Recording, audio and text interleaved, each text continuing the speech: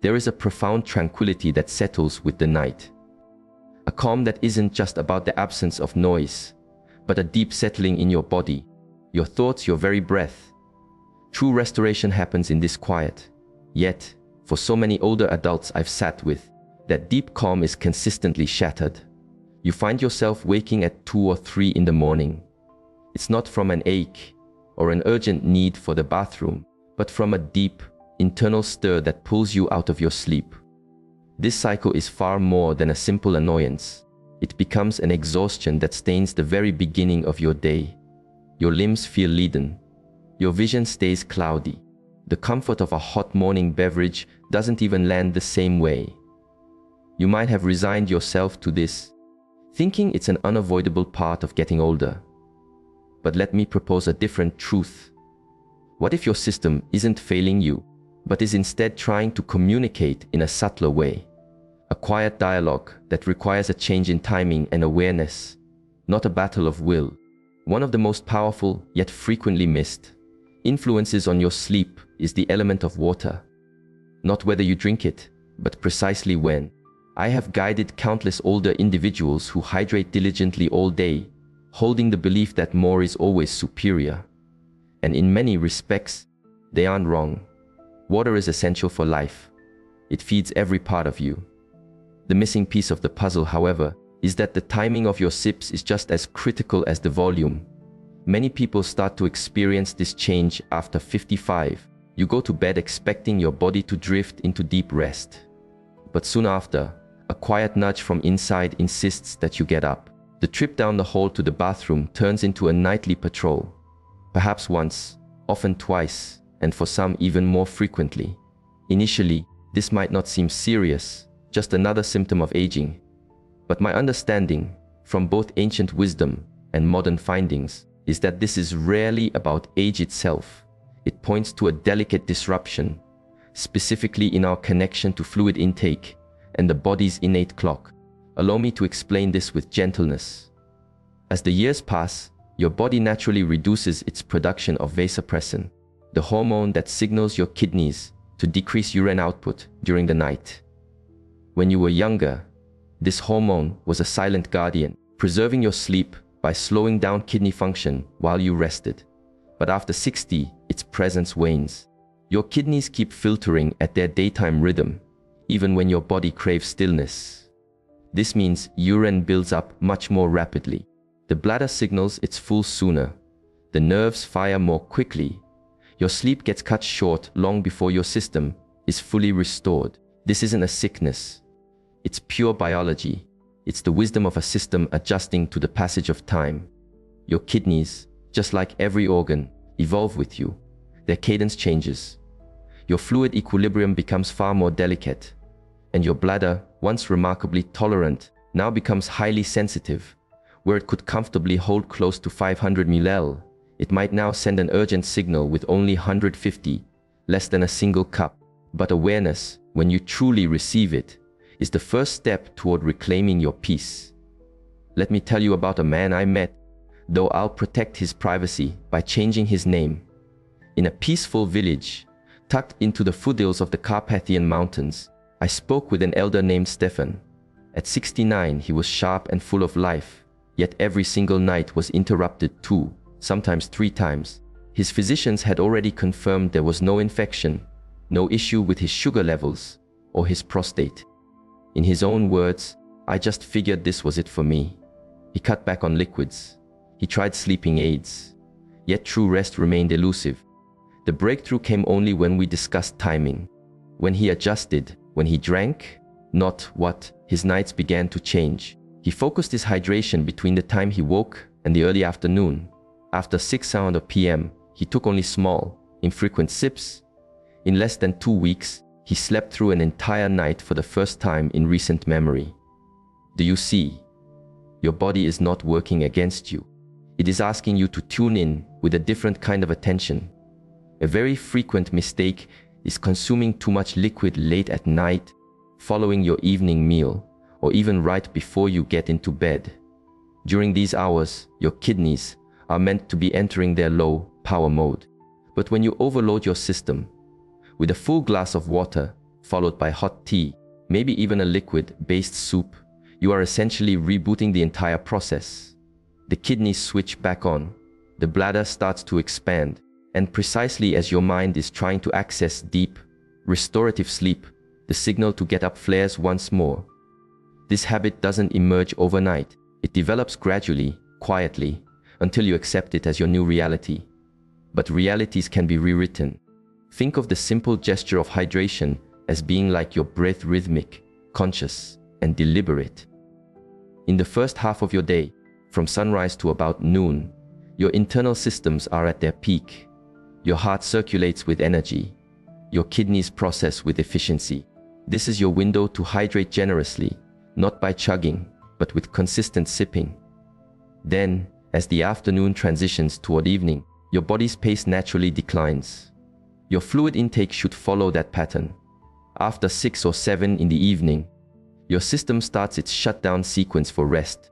Drinking heavily after this point is like flipping on bright lights in a house that's trying to go to sleep. It gets in the way of, rather than helps, the shift into rest. I have witnessed this same truth in different settings, from spiritual communities to busy cities. The problem is universal, but so is the fix. Adjust your timing, honor your body's natural flow, hydrate when it's light, and rest when it's dark. This is a gentle form of self-discipline. But discipline is not about being harsh. It's simply a loving action. So if you rise every night, weary and confused, asking why your own body won't let you rest, reframe the question. Don't ask what's defective, ask what is poorly timed. Then, gently make the shift, because often your body doesn't need another pill. It just needs a better rhythm. Let us walk this path together with empathy, patience, and profound honor for the wisdom your body already holds. There's an undeniable comfort in a warm drink. For countless people, a nightly cup of spiced milk or a simple bowl of broth isn't just routine. It's a cherished ritual, a comforting cue to your nervous system that your day's work is done. Yet, concealed within this soothing practice can be a primary driver of your fragmented sleep. A ginger infusion, golden turmeric milk, or a clear vegetable soup, while mild and beneficial in essence, are still liquids. And when you consume these calming beverages after sundown, they don't just melt into the night's stillness. Silently, beneath your awareness, they start to accumulate inside your bladder. They send a whisper to your kidneys. They gently prod your nerves. And then, at 20:30 a.m., you find yourself awake again, body heavy, mind blurry, roused from deep sleep by a signal to empty a bladder that is nowhere near full. This was the exact cycle for a woman I consulted with during a workshop near Salzburg.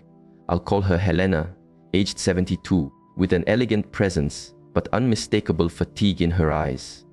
For nearly 2 years, she was waking at precisely the same time each night, not due to any ache or real urgency, but from a persistent feeling. She had come to terms with it as a fact of her age, a non-negotiable reality. But while we were having tea, ginger tea, funnily enough, at 9 p.m., she described her nightly struggle.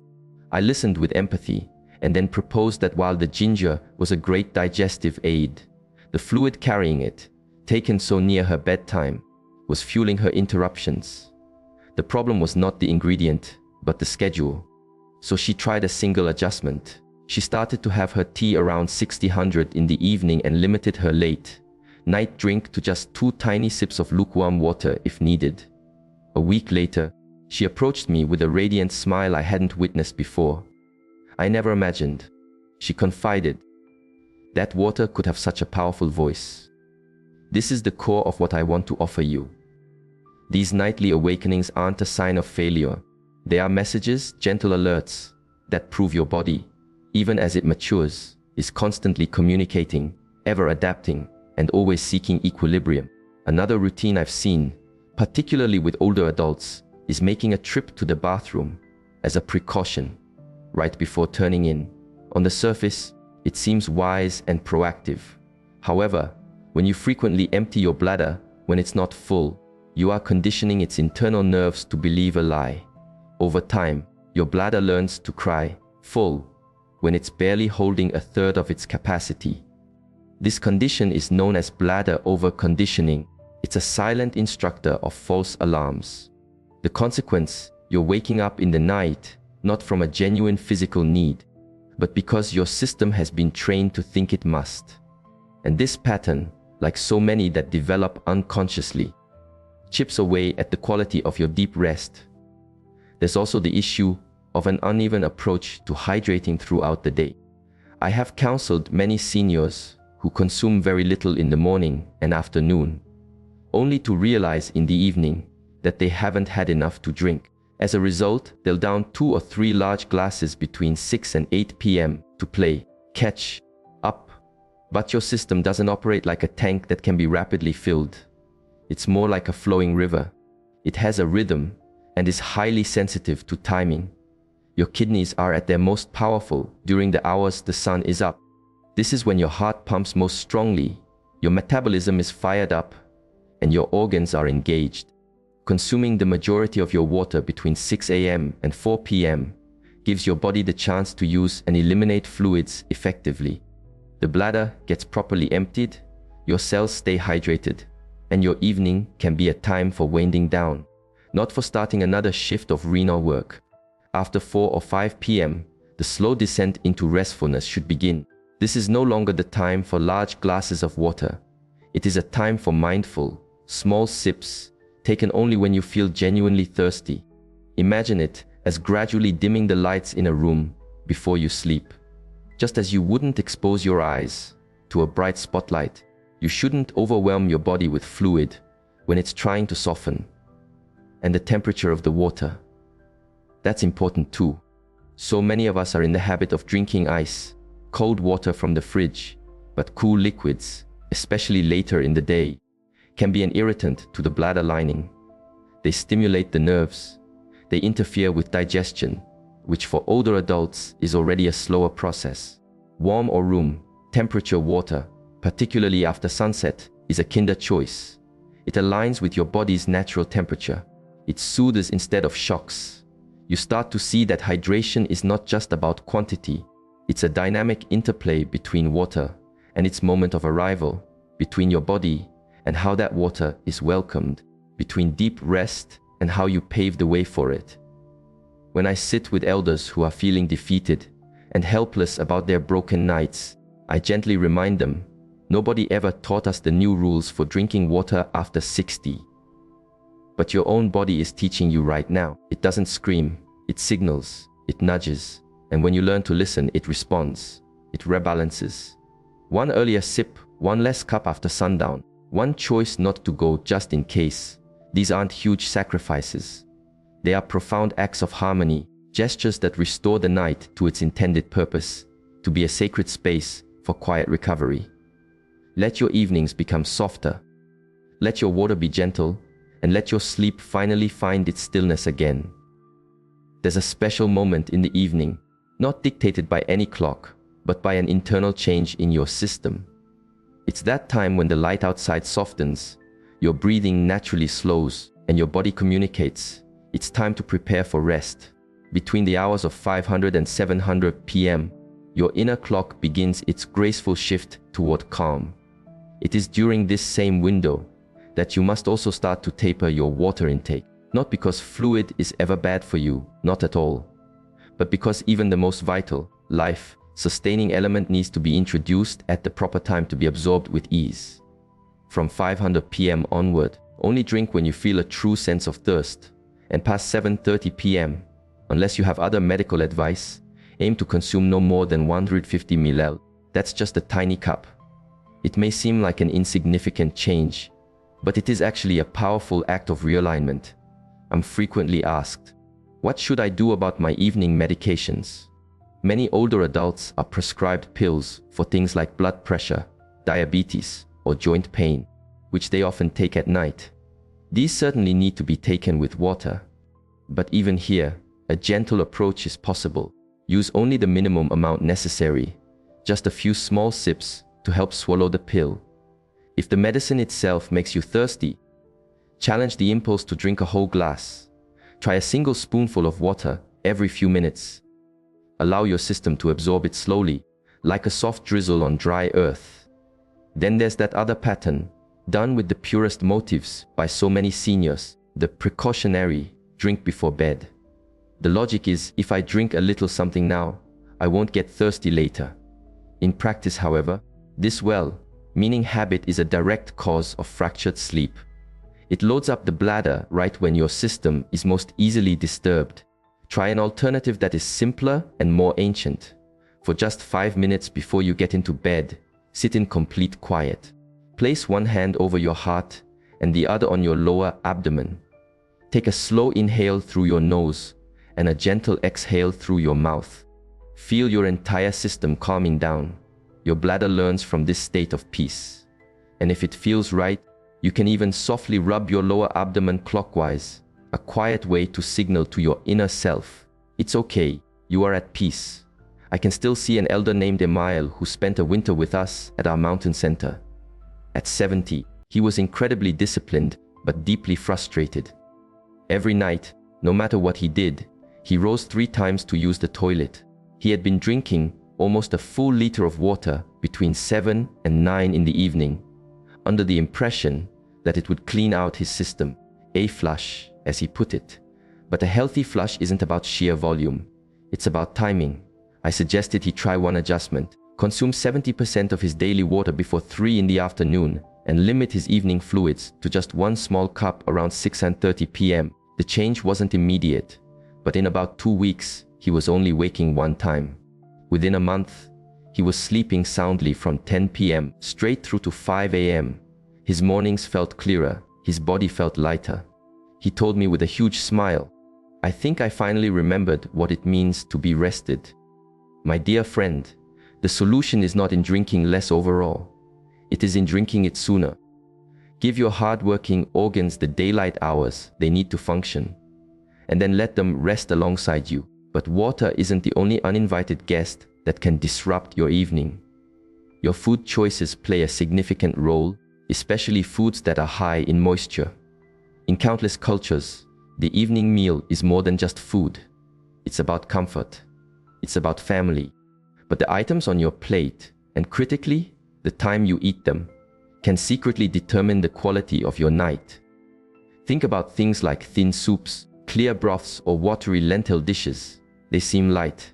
They seem easy on the stomach. But eaten too close to bedtime, they behave like tiny rivers that continue to feed your bladder long after you've fallen asleep.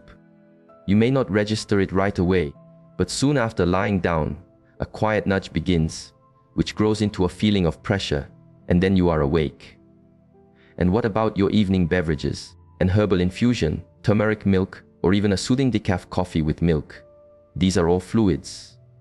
Some, like green tea or certain spiced teas, are also gentle diuretics.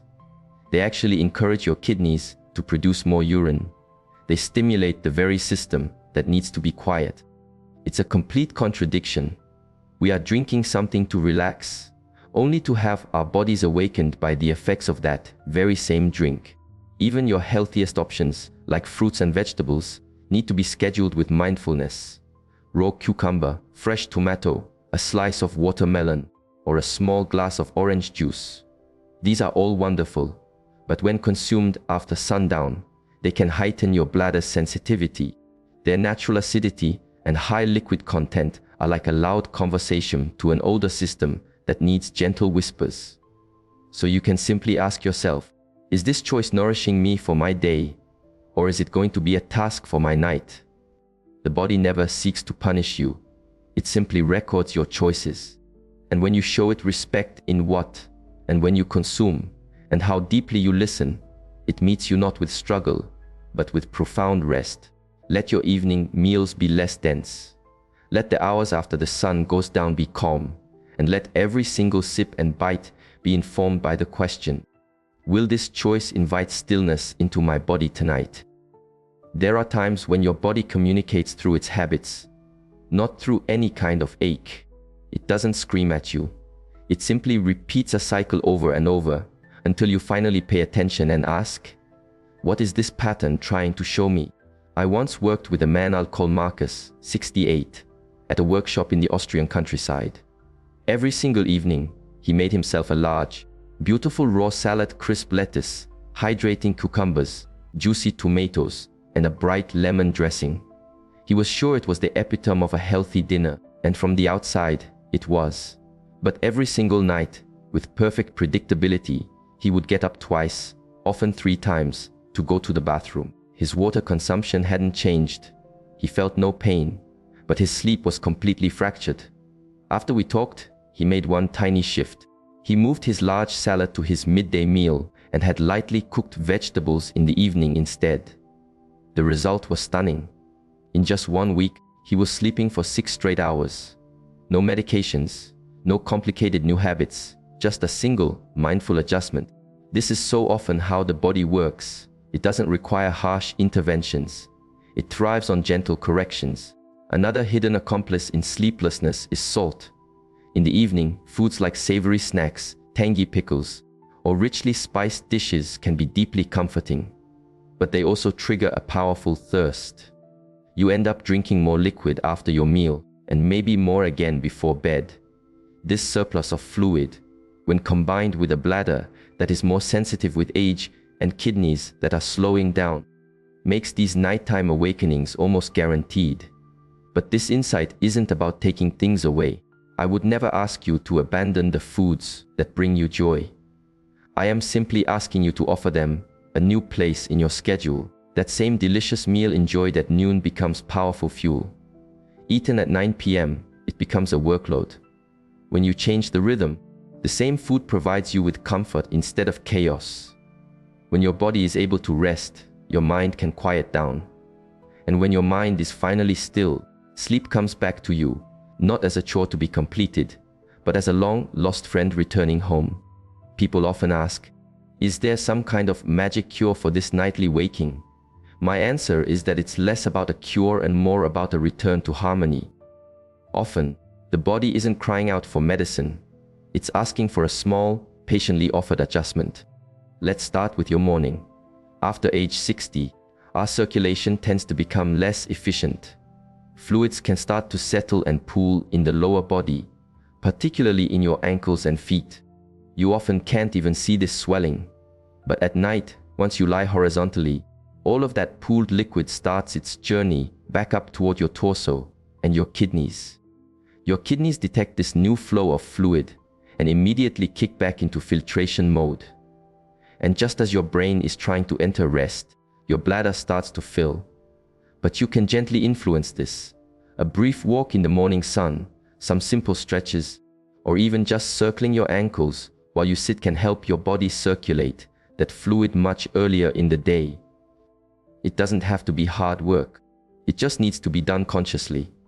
By doing this, you're giving your kidneys a much lighter task after sunset, and as a result, your nights can become dramatically calmer. Next is the simple matter of how you position yourself for sleep. Many older adults, particularly those from more traditional backgrounds, were taught to sleep flat on their backs with several high pillows. However, both contemporary medical advice and ancient monastic practices now point toward a better way. Try sleeping on your left side. Use a comfortable pillow for your head and slide another one between your knees for support. This position takes physical pressure off the bladder. It also aids your digestion, supports your heart, and allows for better circulation. It's a tiny change with a profound impact. Within just a few nights, many report fewer false alarms and urges to get up. Less disruption means more stillness. Your sleepwear also contributes. Many of our elders learned that being warm meant being safe, that multiple blankets and heavy pajamas were protective. But in our modern world, especially in warmer climates, too much heat actually creates an imbalance. Your body gets overheated and sweats. This makes you thirsty, which in turn reactivates the kidneys. The solution is simple: opt for light, breathable cotton. Allow your bed to be a cool space. A small fan or a single, light sheet aren't weak choices. They are intelligent signs of respect for your body's need for tranquility. Now, when you do wake up in the middle of the night, and it will happen occasionally, just pause. Don't leap out of bed. Don't go to the bathroom purely out of reflex. Instead, just sit up for a moment. Ask your body, Is this a real, full feeling, or just a fleeting sensation? If you feel it's the latter, just stay there. Take 5 very slow, deep breaths. Let your stomach relax. Let your thoughts quiet down. With practice, this small ritual retrains your bladder to stop sending so many false signals. The nerves begin to learn that not every whisper requires an immediate, panicked response. And this is perhaps the greatest wisdom in all of this. The body doesn't always need a frantic reaction. Sometimes it just needs your quiet, loving attention. So listen with kindness, adjust with wisdom, and you will likely discover that what felt like an unsolvable problem is merely a rhythm that was waiting for you to restore it. There is a moment right before sunrise when an absolute quiet blankets the world. It's not just the world around you, but the world inside you. This is the sacred time when your system repairs itself, your mind lets go, and your rest becomes its most profound. But for so many seniors, this sacred quiet has been lost. It wasn't stolen by loud noises or sharp pains, but by a much more subtle intruder. The constant need to rise throughout the night, often for a bladder that isn't even full. I think of a lovely elder named Amara who attended one of our retreats. She was 74, with a huge heart and incredible wisdom. Yet her nights had become a deep source of weariness. She would wake up twice, every single night, not from a powerful urge, but from a trained response. Her body was confused, her sleep was incomplete. We worked together on a few gentle adjustments. She started positioning herself on her left side for sleep, wore lightweight cotton pajamas, and did some slow, intentional breathing before bed. The changes in her sleep began within days.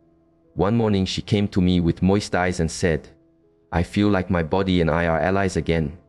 This, my dear friend, is my deepest wish for you." Deep sleep is not an indulgence. It is fundamental to your being. Your body absolutely remembers its own ability to rest.